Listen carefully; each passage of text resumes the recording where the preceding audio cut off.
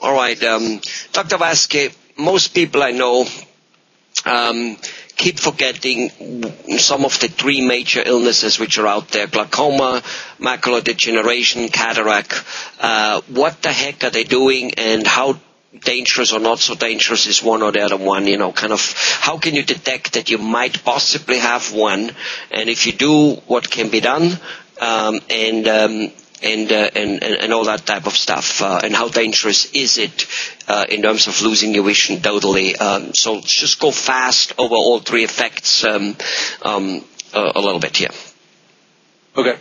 So first with glaucoma, one way to detect it is through checking the eye pressure of the eyes and also evaluating the optic nerve of the eyes. And so that's how you would detect the eyes. How does the patient detect it? How does the patient get perhaps a feeling of like, wait a minute, something may be wrong? How does he know? You really don't. Unless it's a very high pressure within the eyes, that's the only way the patient will find out that they have glaucoma. Most times it's just on a routine eye exam. But don't you screenings that they do. Don't you get blind from glaucoma? You can if it's undiagnosed and untreated. You can go completely blind with glaucoma. Okay, so that would be a symptom, wouldn't it? Which the patient recognizes. Right. It's going to be sudden. Yeah, sudden loss of vision, that's not usually a good sign. I see. So glaucoma comes sudden. Some forms of glaucoma can come sudden, yes. There are, close to 10 types of forms of glaucoma based on different parts of the what's happening within the eye. The most popular one is open-angle glaucoma, which is a very slow process, which you can treat with eye drops and some surgical methods. So the more acute phases, because of eye infections or other stuff, it increases the pressure very rapidly, and that causes a lot of pain and discomfort, and that's usually will bring the person in, and then you have to do more testing and other therapies. Okay. All right, good. So is glaucoma treatable? All those 21, so they're all treatable? They can all be treated, whether it be drops, surgical methods, other things like that. So they can all be treated. Yeah. Okay. Vision restored. Depending on how long, right? Yeah, depending on how long this pressure has been up so much, then most times the vision can be restored. But a lot of times, if it hasn't been treated and just gone by the wayside, it may not be treated. It may not be vision restored. I see. So it's like with a tooth. Once the tooth has fallen out, it has fallen out. Exactly. Where yet before that, the dentist can pretty much fix it all the time. That's right. Okay. So that's a good reason to go and get checked, I suppose. All right. Next one. Macular degeneration. Macular degeneration, some early signs of that is blurriness when looking at people's faces or looking at the TV or trying to fill out a checkbook. A little bit of blurriness in those situations. It affects your central vision. That's one of the early signs of that. I see. How does a person know the difference between not filling out his checkbook, it being just old age nearsightedness, or macular degeneration? Through their annual eye exams, by looking at the eye doctor, like myself, looking at the retina of the eye, looking at your macula, and finding out if there are some problems happening in those situations. So you have to, start checking things off. Why is it because of this?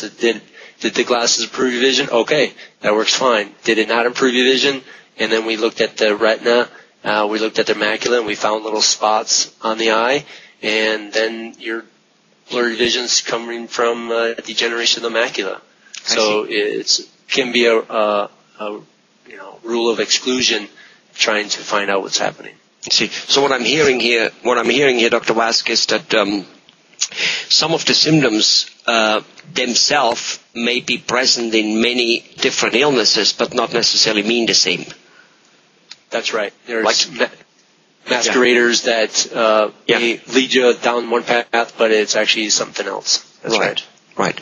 I guess like it is in the whole body. I mean, you can get dizzy, and it may be for one or 500 different reasons, and some might just be like very temporarily, whatever. Maybe you didn't eat the whole day and you got a little whatever, and the other one may be you have a serious circulation problem or whatever.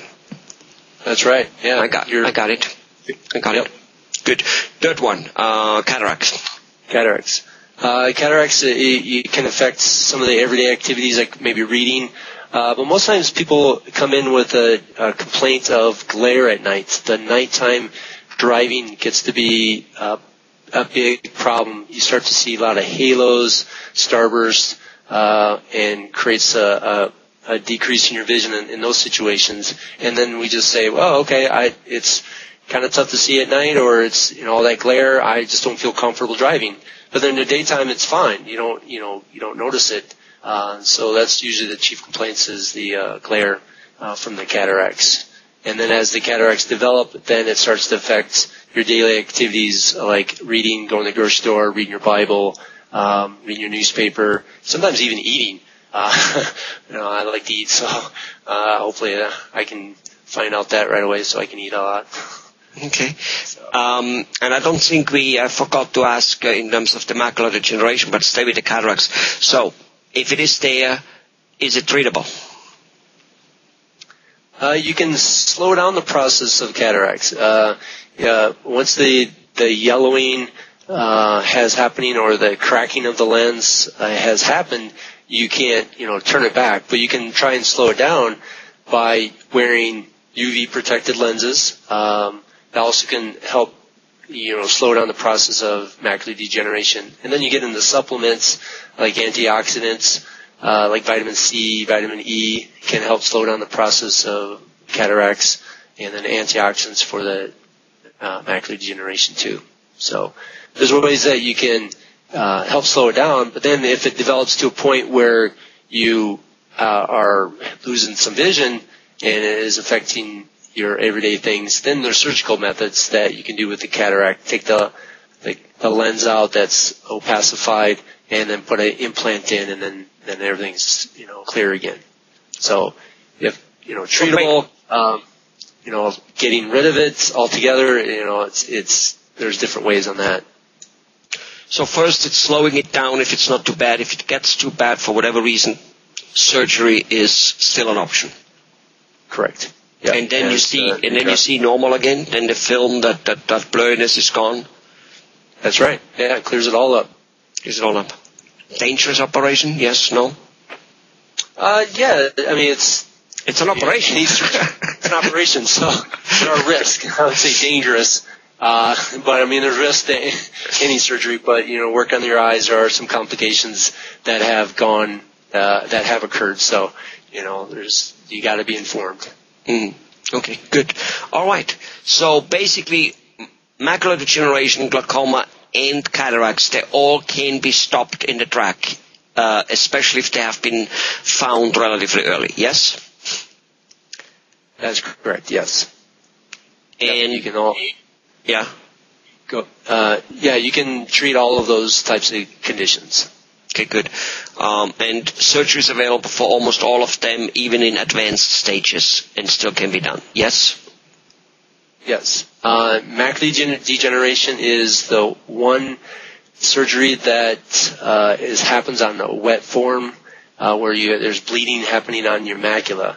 And usually at that point, your vision is quite reduced, not able to be restored, but there's a surgical method that can help improve the quality of vision, but not to 100%. So you can, get 20% improvement in your vision just on some of those surgical methods of macular degeneration. I see. Okay. Nevertheless, all three of them, if detected relatively early with annual or at least every couple of year type of examination, most of the time that's enough to drastically slow them down, fix them, and not ever get them all that bad, right? That's correct, yeah. Maintaining the eye health is very important, and early detection is important too. Okay.